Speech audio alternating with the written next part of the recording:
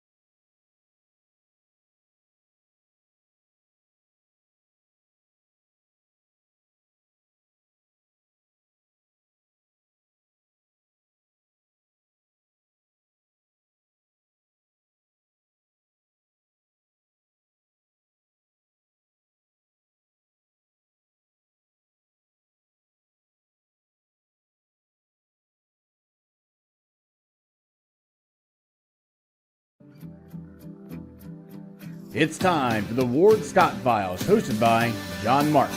Join the Salty Dog and his captain, Ted Yoho. Search for the Ward Scott Files on Facebook, Vimeo, and over 30 audio platforms, including Apple and Spotify. Now here's your host, the Salty Dog, John Martin.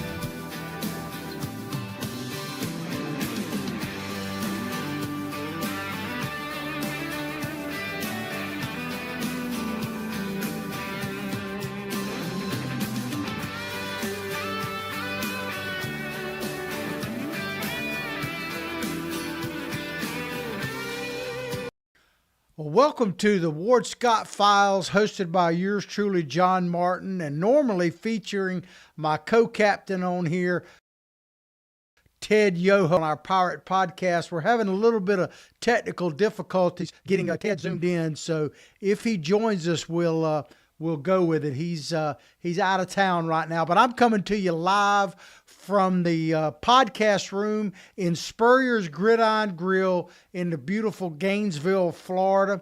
And a real quick note, the old ball coach Steve Spurrier turned 80 over the weekend. And so I want to wish the old ball coach a happy birthday, as we're literally in his home away from home.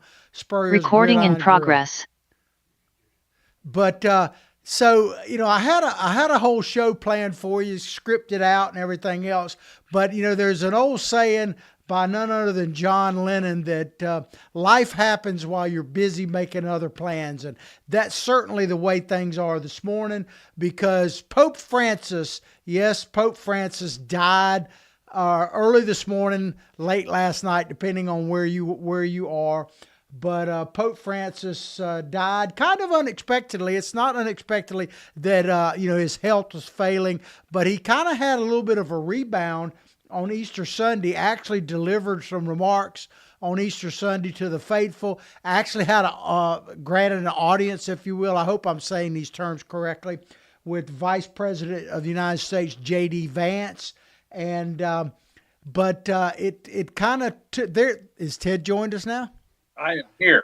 Ted, I was just telling everybody about something that John Lennon once said, that life is what happens is when you're busy making other plans. And I was saying that we had a show planned that we're going to get to, but overnight we got the news that the Pope had died. And so immediately our condolences go out to the faithful and to the Catholics all over the world, 1 billion strong and counting. With the Pope dying, but it's a very, very big deal worldwide, really. It has worldwide implications, and I want to talk a little bit about that, and then we'll get on with other aspects of the show. Let me just give people a quick, and this is a very unprofessional knowledge of it, but I have a certain knowledge. This whole process, when I say process of the funeral and the deciding of a new pope and everything, is probably going to take a minimum of 20 days. It might take as long as a month, depending on how it goes. But the first thing they have to do is get all these cardinals to come in for the actual funeral. So the funeral typically takes a week or so to happen. And then pretty much immediately after that, the cardinals will go into what they call a conclave. Now, as I understand it, there's a little over 200 cardinals, something to that effect, but only those that are under the age of 80 can actually vote. All of them can participate in the debate, but I think they've got to get 2/3 of the voting members to decide who the next pope is going to be. And it rarely, if ever, happens on the first ballot. So this whole process will probably take a minimum of 20 days. And please, if I'm wrong on some of this, just bear with me. But that's my general understanding. But make no mistake about it, this is going to have worldwide implications. Your thoughts on all of this right now, Ted? No, I think it will. Like you said, he is a leader, in the Christian community, and he does have impact all the way around the world. And it's one of the things we've seen many times in our lifetime. The process will work out, and they'll elect a new pope or appoint a new pope, and the sooner the better, because there needs to be guidance in there. He was a strong believer in the environment, social justice, and things like that, and strong on the abortion issue. And I think the thing that, when you get into politics and religion, you don't like to mix those two, especially at a family dinner. But the thing that they should always talk about too, and it's biblical, is a man shall earn his bread by the sweat of his brow. There is social injustice. There'll always be that, but we also need to talk about personal responsibility. And I wish we'd hear leaders like Pope Francis talk more about, we need to mind our business as ourselves to make our lives better and be better stewards of the Lord's work. Yeah, one of the more interesting things about this Pope was the mixed messages, to a certain extent, if you will, that I hear within the Catholic community. Like you mentioned, that he was very strong on abortion. He was totally anti-abortion, but you'll never hear the left talk about that at all. They want to bring up things about how he was concerned about climate change and immigration, but I never heard him talk about illegal immigration. It was more like, welcome your brother in, welcome, the poor and that kind of thing. But I've already seen, Ted, here locally, some of our local libertarian, I guess, very liberal people, progressive people. I'm trying to be polite on this day, but it's hard to, already chiming in about migration, illegal immigration. They don't call it that, of course. And I really expect the left to come down heavy on this over the next few weeks, trying to use this as a means to circumvent. And I don't want to make this about Donald Trump. I don't think he wants to either. But the left is, in our country especially, is definitely going to do that. So people need to be prepared for that. There's no shame on what they use. We can go back to biblical principles. Follow the laws of the land. If a nation has laws, follow those laws. And I think that ties right into what the founders said. They created the Constitution, and we had a great discussion about this last night at dinner. Where we're at today in our country was based on trials and tribulations from the Greeks and the Romans, when they first came out with the idea of democracy. And then through the years, it's progressed, forward and backwards. And, we can't just take out, we got to have immigration, love your brother as yourself, or love your neighbor as yourself, without talking about, you have to have the responsibility. You have to follow the laws of the land. So you can slice and dice this to make your argument, but then you can't ignore the other side of that too. And that's where, politics and people on both sides, really, they'll cherry pick the things that back up their arguments. Yeah, another couple of other issues that I know the left is going to try to make hay out of this in this time of mourning over the death of the Pope is the whole Ukraine war with Russia. I've already seen stuff posted about that. They're also going to use it against Israel and Gaza and all of that kind of stuff. So whether or not it actually impacts that directly, all of that stuff, indirectly for sure, the left and people who I would say are not really believe in our republic and in democracy are going to use this, the death of the Pope, to hammer. And believe me, their hammer is going to be pointed towards President Trump. So I just say that for everybody to be prepared. And certainly over the coming weeks, I'm sure we'll address issues as they come up, but I want people to be prepared for that. And I just say again, personally, a note to a lot of Catholics that I know out there, I am sorry for your loss. I know how much the Pope, that position, means to your faith, and to people of good faith all over the world, I send out my prayers and blessings to. That's nice. And then we need to also recognize another thing that happened on the 20th. It was Steve Spurrier's 80th birthday. Yeah, I actually started the show with that, Ted, when we were having some technical difficulties getting you in. Yeah, the old ball coach turned 80, and I told people I'm in the home away from home for Coach Spurrier, his restaurant, the Spurrier's Gridiron Grill. So, there's life goes on with or without you. My mom always used to say, so you better get with it. And certainly Coach Spurrier has gotten with it. He seems to enjoy his life, and we're blessed to be here as well. Well, I wanted to start out today talking about a story that kind of broke over the weekend a little bit, and that is about somebody you're no stranger to, because he's a fellow Floridian, I suppose. That is David Hogg, who is the vice chair of the National Democratic Party. He announced a $20 million plan to oust what he calls the do-nothing Democrats, and the party is furious. So he's saying that he's going to spend $20 million on the midterm elections to oust Democrats, not to replace them with Republicans, but to replace, I guess if there is such a thing, moderate Democrats, or no conservative Democrats, but with progressive, extremely leftist, Bernie Sanders, AOC type Democrats. And that is pretty interesting in and of itself. What are your initial thoughts on that, Ted?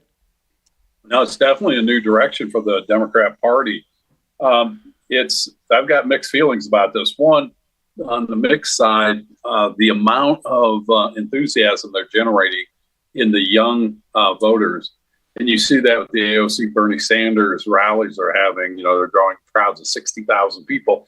And you get people like David Hogg that are out there gathering that same kind of support. But if you look at your message, this is why it's mixed blessing. The one side, they're gaining all this support and enthusiasm. On the other side, if you look at their message, we can't ignore it, but their message is division. It's going after constitutional principles like the Second Amendment. It's going after, the immigration, and they're using their platform to divide this nation. And it's a non-winning argument, as we saw in the last election. And, as long as they keep going down this road, we should monitor them. And then we just need to work harder at unifying the nation and the rule of law and things like that. They're going against everything this country stands for, really. It's not your fault that you're not successful in life if they're talking to a group of people. It's the billionaires, and Trump's a billionaire, and they're protecting the billionaire class at your expense. So it's not your fault you didn't succeed or graduate from high school. It's the system, and the system's rigged against you. We hear this back and forth, and that's not going to move this nation down the road. And that's where we really need a unifying national leader across all segments, not just Republicans, Democrats, liberals, conservatives, white, black, any nationality. It's an American principle that we need to unite people on, because there's so many other things coming at us. And, it's going to be interesting how this plays out. Stay tuned. That's why we're here to educate, motivate, and activate you. Absolutely. And, Ted, you've heard me speak about this many, many times. Of course, I used to be a Democrat, and I left the Democratic Party and became a Republican, not because they have all the answers, but there were a few, and you were one of those people, although I was a Republican before we ever met, but that were actually asking questions and speaking truth to power and stuff like that, and asking about what direction the country was going in. I found none of that in the Democratic Party at the time, at least the leaders that I was around. So I switched to the Republican Party. But I've never told people that they need to drop the Democratic Party and do that. That's an individual decision. And Sure. so my concern with Democrats, I'm talking about rank and file voting people in the Democratic Party, is they need to take their party back over. Because if you don't, understand this, if you don't, the people like David Hogue are going to take your party from you. You know, President Trump will come and go like any other president at some point. And I'm not downplaying any of his accomplishments and what he's accomplishing now. But the fact is, presidents come and go. So one day we'll have a different president. We'll have a different Congress. Hopefully there'll be a conservative Congress. But what I'm more concerned about, Ted, and I'm a little long-winded because I believe passionately about this, is I do believe in the America First agenda. I believe in that beyond just Donald Trump. I believe that we need to put America first. We need to get back to the founding principles of this country. If we don't, we're going to lose it all. And so I would encourage those who still support the Democratic Party, take your party back, because if you don't, people like David Hogue are going to take it over for you. No, I think you're right, and I disagree with you a little bit. Not in the sense that I think you're wrong in anything you said. I think everything you said was right, but I think we need to throw the parties away. I think we need to focus on America. And the thing that'll do this, and this is what really irritates me about politics, is there's not a long-term vision. It's just we got to win because the other side's in charge. And you've heard me use this analogy. It's like Florida Gators playing FSU, where in that matchup, the biggest game of the year is the Gator defense is wanting to beat the Gator offense instead of focusing together as a team to take on the challenge of winning the championship against the FSUs. And, you know, until we have a unifying message that unites this nation together, and you heard me talk about John Kennedy and the space program, that brought us together as Americans. And we fought and we worked together to accomplish a goal. And the America First agenda, I like it, but what does that mean? What does that mean to you in your pocket? What does that mean to us on national security or some of these other things? And that's where it needs to be articulated. President Trump is doing a good job in starting that, but we need to look beyond the Trump administration. Is the Vance administration going to go in there? Is he somebody that can be elected on the conservative side, or the American side, I should say? And then what is that a meeting or that vision they see? And what I see is needed is a rebirth or rekindling of the American dream, because that really is what this country is. It's all about the American dream, and that comes from opportunity, and that opportunity comes from the principles laid out in the Constitution and the Bill of Rights.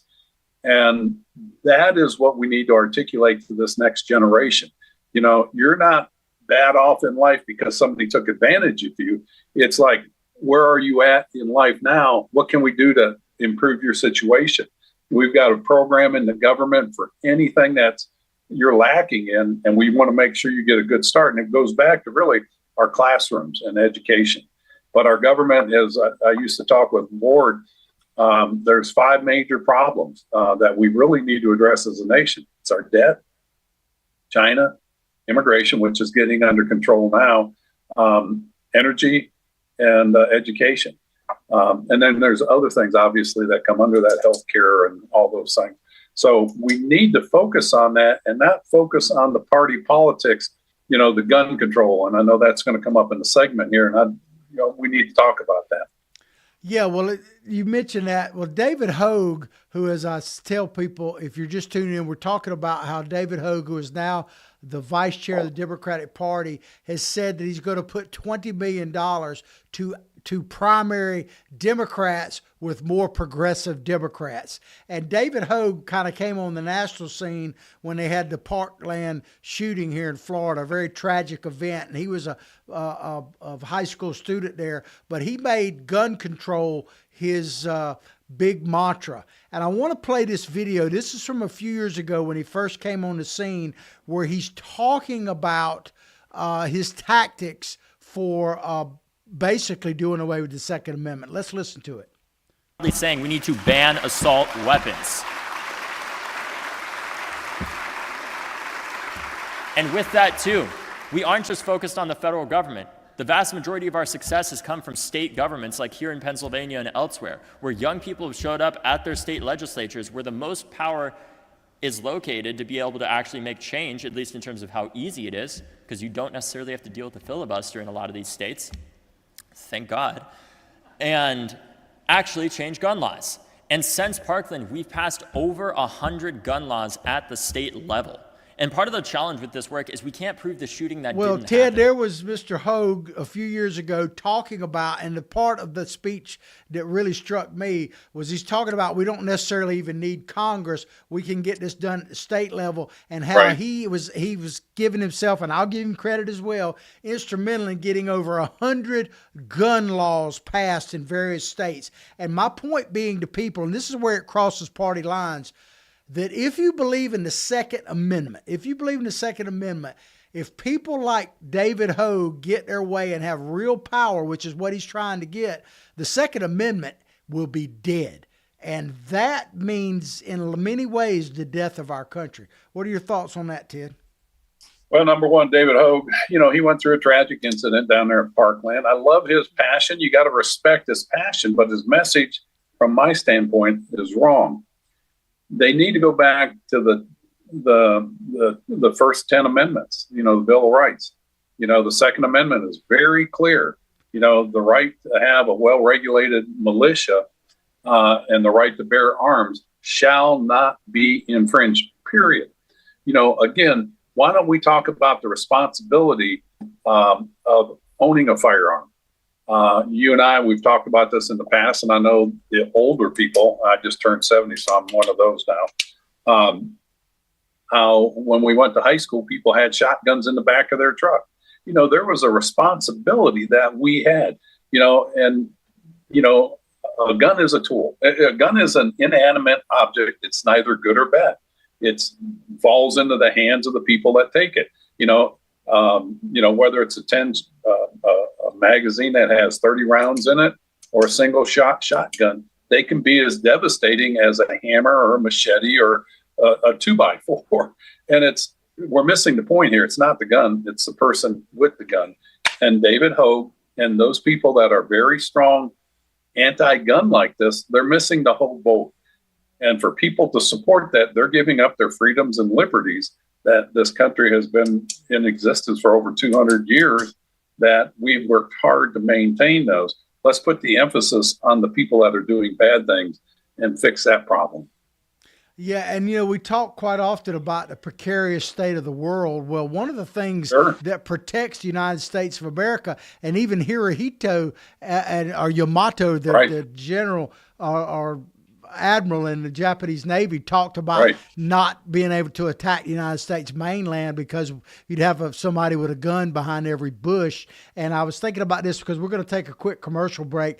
But, I always joked about this, but it's true that like out in Hawthorne, we just assume everybody in my little town is armed. And I use the example that remember when they were doing that crazy clown thing that they were going around with crazy clowns? I told Right. people on my former show, I used to say, in Hawthorne, that would last about 2 houses.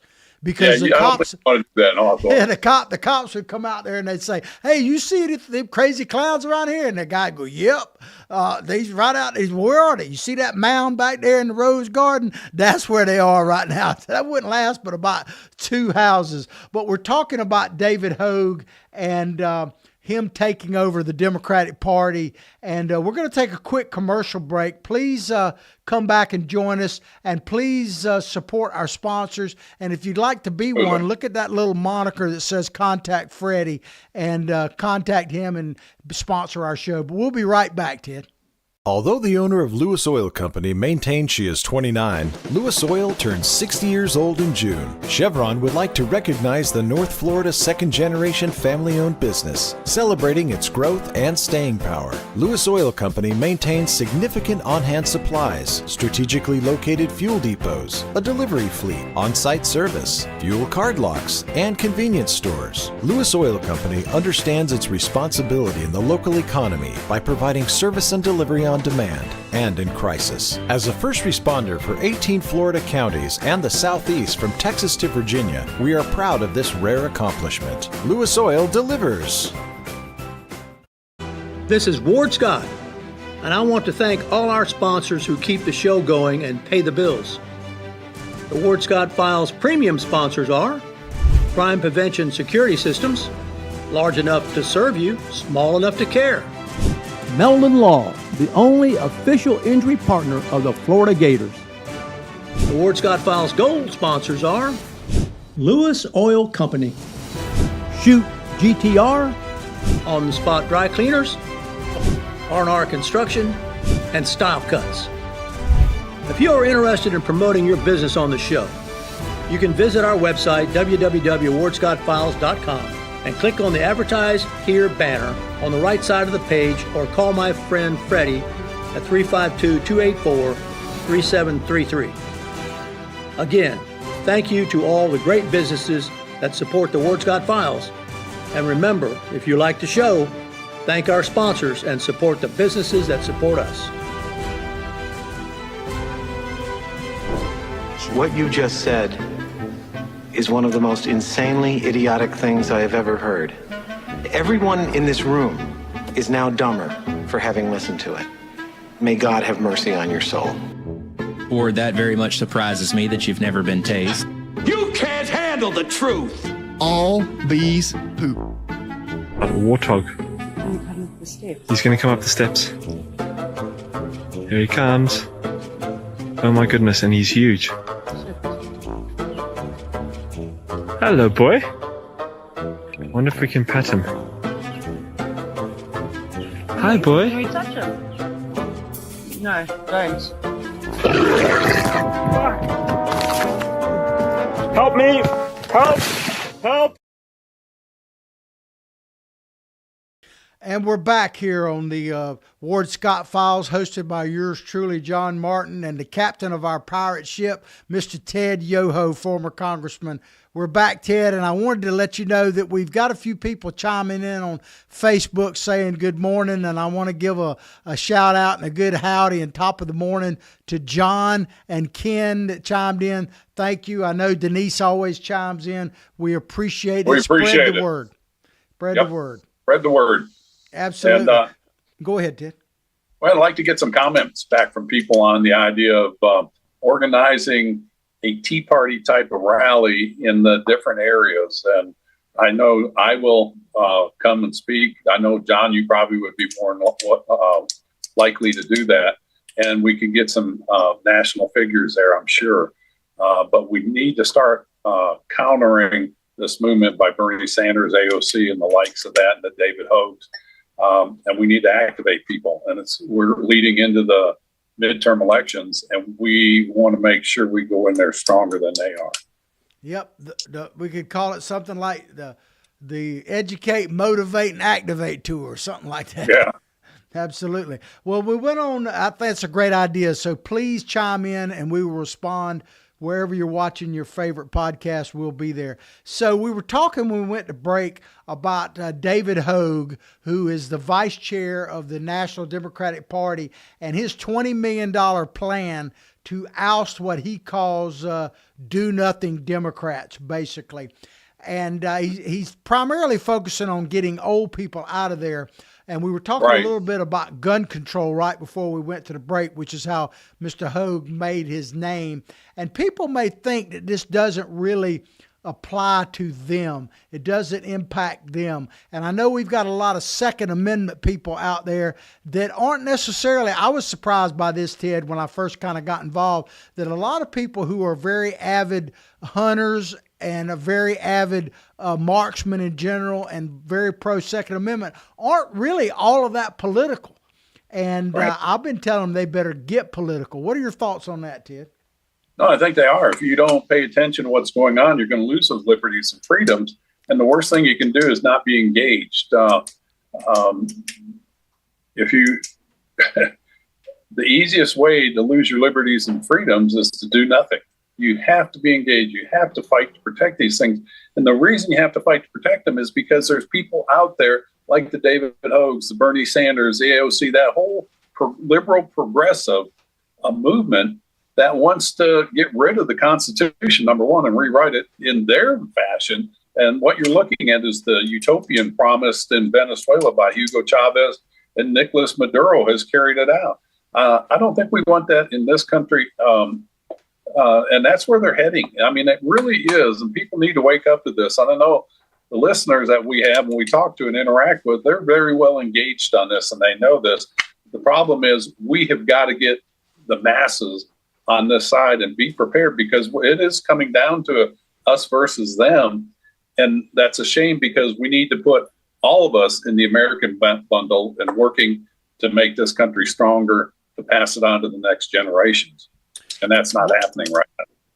Well, one thing that is historically true, and anybody who wants to debate me on this, certainly send a comment in, and we'll talk about it at some point. But no one ever bestowed freedom to people. No one ever gave, no governmental institution or whatever ever gave anybody freedom. It was always something you had to fight for. There's just really, and nothing has really changed. We've been at relative peace for a long period of time in this country, but nothing is given and things can be taken away. And if you think this, if you don't think, let's just say you're a hunter out there and you go, all this stuff about Second Amendment and all doesn't really apply to me, and this, I'm not political. Well, I'm going to play you a video of the guy that a lot of people think could be the next mayor of New York City, and that's former Governor Andrew Cuomo. And this is about a decade ago. I want you to hear what Andrew Cuomo is saying when it comes to all you hunters out there. Check this out. No one needs 10 bullets to kill a deer, and too many innocent people have died already. And the madness now. Pass safe, reasonable gun control in the state of New York. Make this state safer. Save lives. Set an example for the rest of the nation. Let them look at New York and say, this is what you can do, and this is what you should do. This is New York, the progressive capital. You show them how we lead. And like I say, Ted, there many people are saying that dude right there is going to be the next mayor of the great city of New York. But he says it doesn't take 30 shots to kill a deer. I don't know if that's my good New York accent or not. But the Second Amendment, this is what people From being don't from understand. Hawthorne, that was pretty good. Pretty good, right? Is that the Second Amendment has never had anything to do with hunting. It has been to protect your liberty. Period. End of story. To protect your family, your possessions, and your God-given freedom. That is what it's all about. And anybody who doesn't understand that doesn't, in my opinion, understand the fundamental nature of this country. No, they don't. In order to have to secure our liberties and freedoms, a well-regulated militia is necessary, and the right to bear arms shall not be infringed. You can't get any simpler than that. Just don't mess with my Second Amendment rights. And, but then again, it falls back on me. You got to be responsible how you use those things. And the tree of liberty, as Jefferson said, is going to have to be refreshed with the blood of patriots and tyrants from time to time. And that's been proven throughout history. And I'm not advocating, going out and starting a revolution, but it's just human nature. And history has shown this is the way the humans are on the planet. I don't think it's going to change in our lifetime. Yeah, well, going back, and it's been happening even before Obama, but going back to something Obama said, and people celebrated it, but the idea that he said we're only a few days away, I guess, when he's getting ready to get inaugurated, from fundamentally changing America. That may mean different things to different people, but I think culminating at the end of the Biden administration, we can see that they have absolutely trying and have in many ways fundamentally changed America. I'm hoping it's not irreversible, but if you don't think they're going to try to continue this, you're just not paying attention. And the last thing I'll say on this, to me, is not only do we must stay vigilant, but I hear people say, well, I don't really care much about politics. And I tell them, well, you better, because politics cares about you. That is for sure. And they're trying to control us. And if we don't educate, motivate, and activate people, Ted, I like to be kind of comical quite a bit. I'm a happy warrior, but when it comes to the fundamental principles of our founding of our country, I am very passionate and very steadfast on that. But people need to get vigilant. They need to. And one more thing, and I'll turn it over to you, Ted. You mentioned about the blood of patriots. I agree 100%. Let's hope it doesn't get to that. But one thing, if we want to prevent it from getting to the blood of patriots, we need to at least have the sweat of our brow. We need to get busy, get activated, and educate and motivate others, or it will come to that. Yeah, that quote you were saying about Obama, that was my rallying cry to run for America. When he said we're 5 days from fundamentally transforming America, 5 days before his first inauguration. And I'm thinking, wait a minute. I mean, America's pretty good. It's, there's got some flaws in there because there's people like me. But why do you want to change the fundamental structure of a system that's created the most liberty and freedom throughout the world and has been duplicated and copied? So it's something that people admire and they want to have in their own countries. And, that's the thing that, like I said, got me motivated to run. And then you have the people like we're seeing, the red state rallies that Bernie Sanders and AOC are going to are drawing big crowds in red states. They had thousands in Idaho, Montana. And this is a wake up call. Like you said, they may have lost the last election. And the direction that Biden and Harris were taking us on would have destroyed this country. This country would have not been the constitutional republic that we know and grew up in and love. It would have been this utopian socialist country that they want to promote. They want to dictate. Government wants to dictate everything you do in your life. The car you drive, how much money you can make, and I mean, what's her name? Barbara Lee, I think. Yeah, she just got elected to the mayor of Los Angeles, and she was the one advocating for $50 an hour minimum wage. $50 an hour minimum wage. What's that going to do to create jobs? It's not. I'm not going to buy a burger with somebody making $50 an hour. I can't afford to. I'll make my own burger, and so their policies are wrong, and it's that whole idea of the workers, like the communists, they want them in charge of all the things. But if you don't have the business person that is willing to go out there and invest in a business that creates the jobs, the unions aren't going to do that. And that's not a bash against union. I'm not a fan of unions, as I've mentioned on this before. I think they served a purpose, and they still serve some of the purpose. But when they become predatory, somebody once said this, that the union's the only thing that destroys their host. They keep going after it. And I know you're probably going to get some negative comments on that, or we're going to get some negative comments on that. But, this is what's at stake. And this is why, I feel very passionate about our program, is to go out there and get people involved in this, because it's not a game. It's not something that we can just sit idly by and say we don't have time. The football game's on, this is on. I've got my football practice for my kids or grandkids.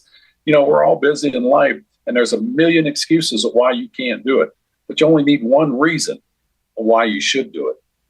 Absolutely. And I think about something a mentor of mine used to say about time, and that stands for things I must earn. And so, if you want to keep this country, if you want to keep living in the home of the brave and the land of the free, then we got to earn it You know, we may have to. I tell people all the time, Ted, we got to man the political ramparts so we don't have to man the real ones again, because that price has already been paid, and it's a shame if we have to pay it again. But if we don't man the political ramparts, we'll surely have to man the real ones once again. There's no doubt. You will. And, go around and talk to people. I had a veterinarian at work for me, and she was from Ukraine. And I said, what's it like growing up in a communist country? She goes, well, if you went to the grocery store, if you wanted meat, you couldn't pick out any meat you wanted. You had to wait till the supply came, and they put it all in a big bin. And it was like a mob fight trying to get out the meat. And she goes, my dad was the manager at a factory, and he got paid just a little bit more than the people under him. But if he was in charge of 10 people on his crew, that they all had to work. And if somebody wanted to be a slacker, they couldn't fire them. They had to pick up and work more to cover for that guy. That's communism. They dictate what you're going to do. And, you don't want to find out after you lost it how precious it was. And that's why we have to stay involved in this.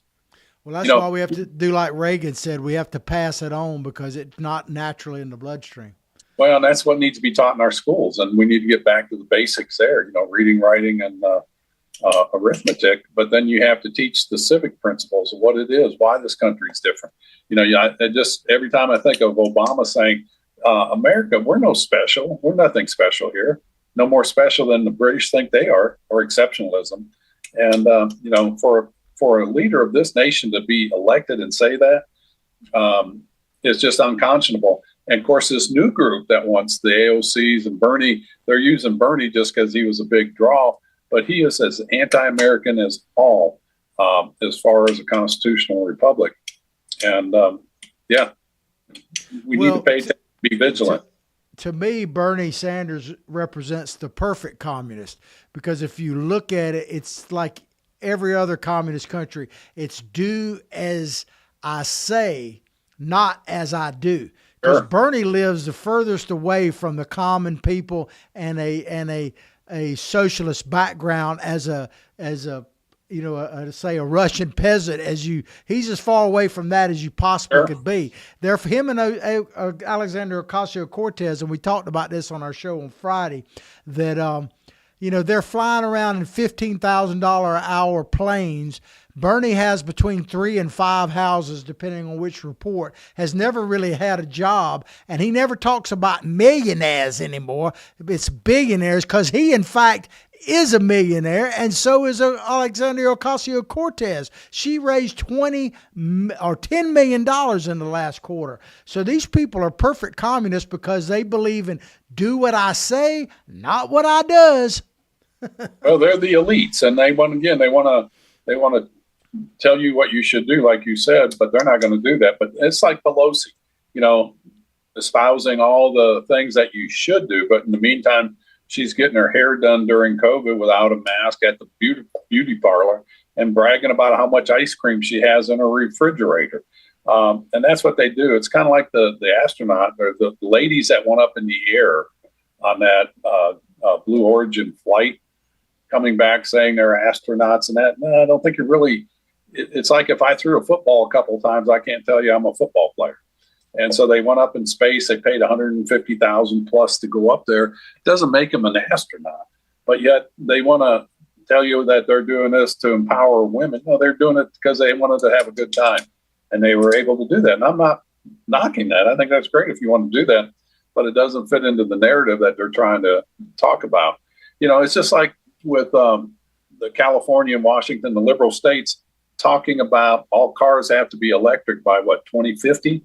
And so you get somebody like a Tesla and the Elon Musk that goes out there and creates that, and they incentivize with carbon tax credits. Well, it turns out that he owns 54% of all the emission tax credits. So now Washington State in Olympia, that the city of Olympia, they said that, well, we can't let that happen. So they came out with legislation to tax the carbon credits that they wanted people to go out and create. They're going to tax Elon Musk and people with that kind of credits, the 54% carbon credits, at 10% because they think that that money shouldn't go to somebody like him. But if it was a liberal billionaire, they wouldn't say a word about it. It's just so. Yeah. Their comical. billionaires are more ethical than ours, Ted. Yeah, that's right. Yeah. And if you're a billionaire, I just have a message out there. If you're a billionaire out there and you want to have a say or a voice on our show, we welcome you in. Come on in, billionaires. We'll take some billionaire sponsors, but and I'll fly around and do all that. But the only thing you really need to know that they don't believe what they preach, all you got to do is look at the patron saint Obama. He talked about climate change and all that. When he got the money in his pocket, where did he build his house? $15 million house on the beach. Oh, he's got several houses. He's got three or four. Yeah, one right on the beach, Ted. $15 million he spent on. Now, he's no dummy. If he believed that in his lifetime, like Ocasio-Cortez, we got 12 years to live, that they were going to go out, I think he'd have built in Montana myself, but that's just me. Well, and he's the and one. He may have one there. He may. A bunker. But he's also the guy that talked about nobody needs to make more than $250,000 a year. Nobody needs that kind of money. It's just, again, it's government wanting the elites wanting to tell the common folk how they're supposed to live. And you talk about the division in the wealth gap. They're happy up at the top, and they're not really encouraging you. And that's just not the American way. I'm happy for a billionaire. I want to know how he got there. It's kind of like that Will Smith movie. I forget the name of it, but man, I want to know what you do and how you do it because I want to do that. Absolutely. Well, mentioning, I didn't mean to get off on a tangent about the Obamas, but since we're talking about it, when everybody was worried about Michelle running for president, I said, this before we heard any of these rumors or problems between her and Barack, but I'm not saying anything about that, but I told people, you don't have to worry about it. She's not running. They go, well, how do you know? I said, because they've got 500 million reasons not to. They have a $500 million deal at that time with Netflix that now, I don't know if you've seen this, is poised to go over the $1 trillion mark in stock valuation. I don't know if it's worth it or not, but it's going that way. But the Obamas were never going to give up that $500 million to be president again and potentially lose and mess up their brand. So I was never worried about Michelle because the Obamas they like hanging out with the jet set. That's one thing we've learned for sure. Well, they do, but what comes into play is ego. And Obama was saying he fears that all the advancements they made are going to be wiped out with this administration. And so ego would make somebody do something like that. It's not for the betterment of the country. It's for his agenda, and his legacy is what he was talking about. He's afraid his legacy will be erased. And I hope it is. I hope it never comes back, but I hope it's a reminder to people in the future to look back at what fundamentally transforming America was. Look at what happened since he came into office. Look at the assault on the conservatives, assault on the Second Amendment, freedom of speech under Merrick Garland going after people. And you just go case after case after case. That was the fundamental transformation. Then you got the DEI, the wokeism, the critical race theory. You get the transgender coming up and all that stuff. And look at who Biden had in the White House, with his department, DHS, the guy that I forget his name, but he was dressed as a woman. And then the other guy that was in charge of our spent nuclear waste, running the baggage thief. You talking about the baggage thief? And these are I don't want these people running my country. They may be knowledgeable and all that, but they just don't represent the America that I want to project to the rest of the world. And I don't think the majority of Americans do. And I think that was proven in the last election with the overwhelming victory. Well, when you were saying that about of Obama and then Biden, it reminded me of a meme that I posted on one of our Facebook sites where it showed the Democrat strategy, and basically it showed Obama he said, I got to get somebody, I can't get anybody that will outshine me, so I got to get somebody dumber than me. And so he picked Joe Biden. And then when Joe Biden got the nomination, he said, well, I got to learn from Obama, and I got to get somebody dumber than me. And he got Kamala Harris. And then when she got the nomination, she said, I got to get somebody dumber than me. And they got that Walsh fella, man, Tampon Tim. Well, who would we have had if Kamala had won? Who would Tampon Tim have picked? Oh my God! So if nothing else, we stopped that downward trajectory. That's a race to the bottom there. But the scary thing is, it's not those candidates; it's the people controlling those candidates, and it's the agenda that they're trying to move forward. And it's an anti-American agenda. The two people I was thinking about under Biden was Rachel Levine, and then Sam Britt. They're just not the face of America. And, I don't want to go off on a tangent and talk about what I heard from ambassadors around the world. Yeah. But maybe we'll save that for another one. They didn't really put America's best face forward in actions with those people. No doubt about it. Well, we only got about 10 minutes left in the show, and I want to update people talking about somebody who's bloviating and might want to be president, because somebody you serve with, and that's this Senator Chris Van Hollen of Maryland, who I believe was in the House when you were, was he not, Ted?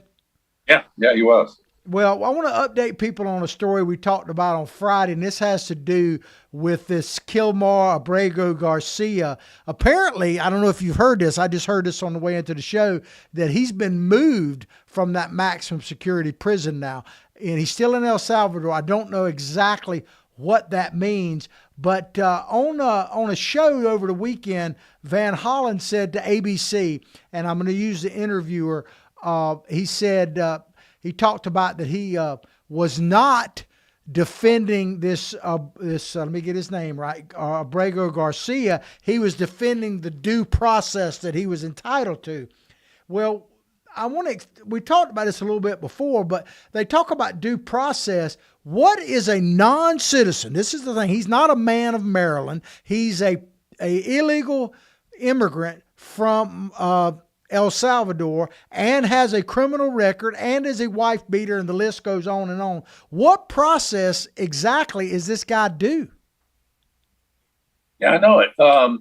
Chris Hollen, he's out there. He goes over there by himself. That's a self-serving trip. If you're really concerned about that, people, you would have taken the delegation with you. And,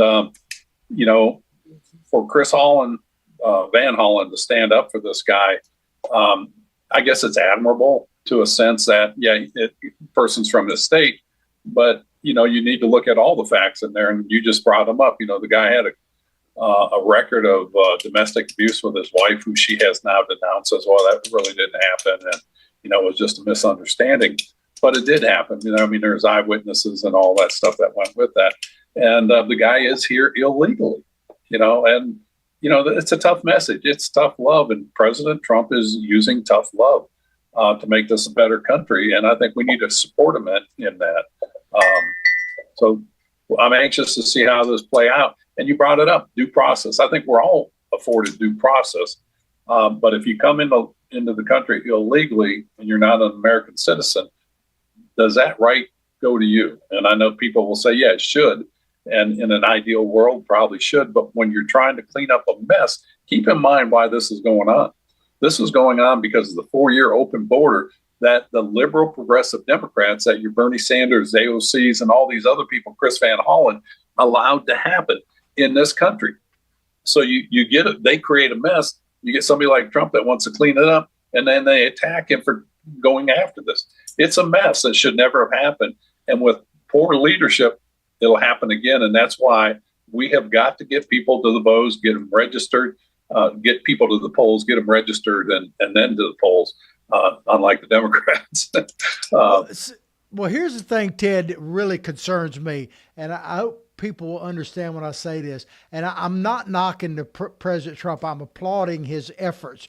But the fact that he is trying to do these mass deportations, has created a potential catastrophic situation in the United States of America, because it is forcing the courts to rule on this, and the Supreme Court just put a pause on some aspects of it. Here's my concern, Ted.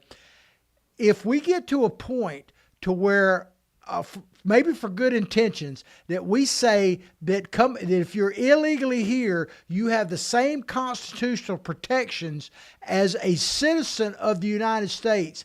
If that actually happens, then we're going to have a flood of immigrants that will make what happened under the Biden administration look like nothing. They will literally pour into this country from all over the world, not in the tens of thousands or even a couple of million, but tens of millions will come if that floodgate gets opened, and we won't be able to stop it, I don't think. Well, we've already proven that. I mean, we saw that, with Venezuela when Maduro came in. There was that mass exodus out of Venezuela, and with our laws the way they were, it just invited people in here. The wet foot, dry foot policy is the only thing I agree with Obama when he got rid of that. But when you understand why he got rid of it, it was not for the purity of purpose of that. And we were down in Panama talking to the president of Panama back probably 6 or 7 years ago, and he was saying, you want us to curb immigration and migration. He goes, it's your policies that are attracting these people. It's like a magnet, like you were saying, and free healthcare, all these other things, free education. And you can't maintain a country when you're $36 trillion in debt, paying $3.2 billion just a day just to service that debt. You can't maintain that. You have got to get back to some normalcy. And we're going through a period of tough love. And this is where we have to stick together with the Trump agenda, whether you like him or not. This is readjusting all these things that have accumulated over the last 30 or 40 years. It's like the tariffs. So we're $1.2 trillion trade deficit to this country. Most of those countries we can work with individually, but the bad one is China. China has what they call SOEs, or state-sponsored enterprise, SSEs, to where they fund the manufacturer in China to produce the product at very cheap rate. And that's why they can sell that stuff so cheap here. And it takes manufacturing away from here. It doesn't take it away from here, it just crushes it to where you can't compete with them. They've done this on pharmaceuticals, all kinds of things. And this is where we really have to pay attention and fight through this adjustment that we're going through. It'll be ugly, but at the end, it'll be good. As Trump would say, it'll be beautiful. It'll be huge. Well, I wanted to remind people, I hadn't read this in a while, but you can watch us now live on Facebook, YouTube, Rumble, and later on at anywhere you watch your favorite podcast, but places like Vimeo, Apple Podcasts, Spotify, YouTube Podcast, or 39 other platforms where you get the show. Well, I hope you've enjoyed the show as much as we've enjoyed bringing it to you. We're going to keep this going. We're live every Monday and Friday from 9 to 10, and we're going to be expanding the show in the not too distant future. And I want to leave people with this one thought, Ted, and you can certainly close us out on this. If you're a rational thinking human being out there in the United States of America, imagine the world without us. And I'm talking about the United States of America. Think about that, because that is what we're really talking about here at the end of the day, is the United States of America as it currently exists no longer existing. Can you even fathom a world that would be without the United States of America? No, I can't. I mean, it's a scary thought. We've got a tectonic shift in world powers going on now. We've had a peace dividend, a relative peace dividend since World War II. There's been no world wars. We're at the precipice of it now. And depending on the outcome of that, and I hope it doesn't happen, but if it does, the outcome will either be people that are going to promote liberal democracies and countries like ours that has a constitutional republic, or you're going to have an authoritarian government and a one world type of entity that controls every aspect of your life. And I don't think we want that. I know I don't want that, but the younger generation, I don't think they know what's on the line here, that it's so fragile that we could lose within a matter of 6 months to a year. And I guess the last thing I want to say is our goal is to start a grassroots movement to rally the base to keep the Trump agenda, not the Trump agenda, the American agenda, and build on that and create a vision for the future, 50 years down the road of where you want your country to go. When you have AI coming on and quantum computing, it's going to change everything we do rapidly. And, it's just something that we have to make sure we get it right and that we lead the principles this country is founding on, because those are time tested throughout the millennials, that those principles, people want liberty and freedom. They want self-determination. They want a better life for them and their children and their grandchildren. And the only way you're going to do that is you're going to have to fight for it. Absolutely. Well, amen to what he said. Peace out. Y'all take care. Have a great week. We'll see you Friday.